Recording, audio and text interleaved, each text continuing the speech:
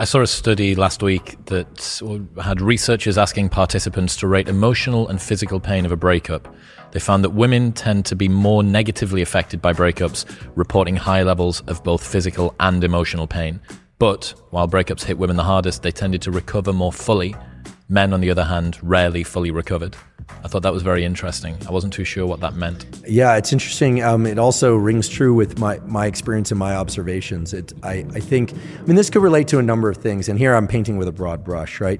But how comfortable one is feeling their feelings, is male or female, is going to strongly dictate how quickly one moves through grief. This is the same thing as trauma.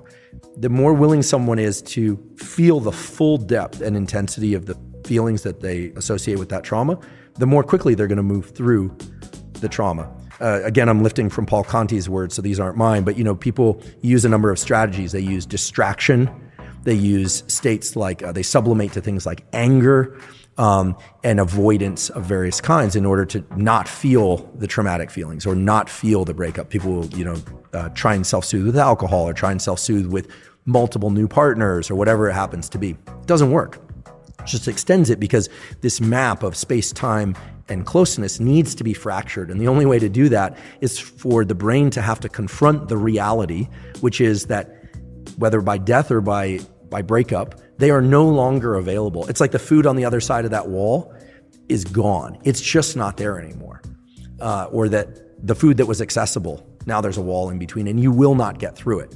And you can see this actually in animal studies that are kind of hard. They're actually very hard to watch. You'll see the animal perseverate, literally damage its own body trying to get through a barrier to something it's highly motivated to see. People do that post-breakup. They usually do that by talking to everybody about the breakup, which is its own form of perseverating on the motivation. What did I do? What did I do wrong? This and that. And some of that analysis is healthy. Some of it's not. Now, why would one group be more, let's just say, effective at dealing with breakups? It's probably the ability to really feel the full intensity of how sad it is and be able to confront that. And here I'm a male. I've only ever lived in a male body. So all I can tell you is that I think from a very early age, there's an ability that at least I'm sure it transcends to women too, or extends to women too, but learning to pack down feelings, right? And so what are we really talking about when we're talking about pack down feelings? I'm not a psychologist, but what we learn is top-down control, forebrain to autonomic control. It's the same thing like, I don't want to jump off the high dive, or I don't want to do this public speaking, but I'm gonna kind of like, I'm just gonna force myself, I'm gonna David Goggins it, right? Grief is an autonomic state.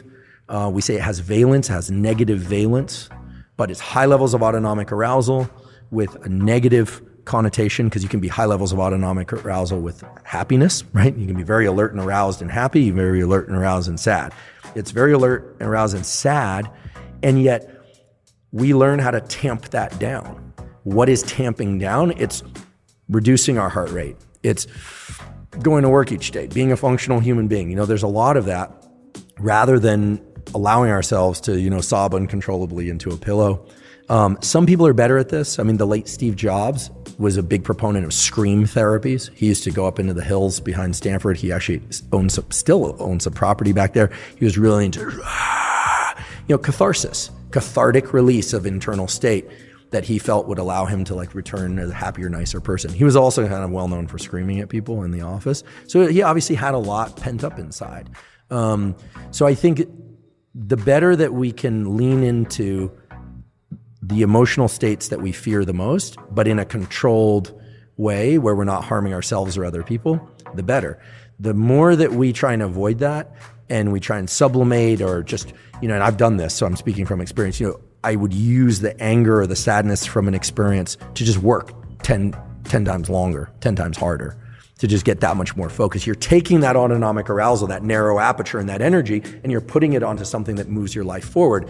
So in some cases that's good because you still need to function. But it can give you here I'll just say, it gave me the illusion that I was working through something because you get all the accoutrements and rewards of hard work. But what you don't do is remap that space-time closeness map. And then I guarantee you find yourself 5 or 10 years later wondering why you're so exhausted or why certain things in life aren't going well. And it's because when they say you haven't dealt with the loss, you never actually allowed yourself to feel the feelings. But once you do, it's like a valve, it releases.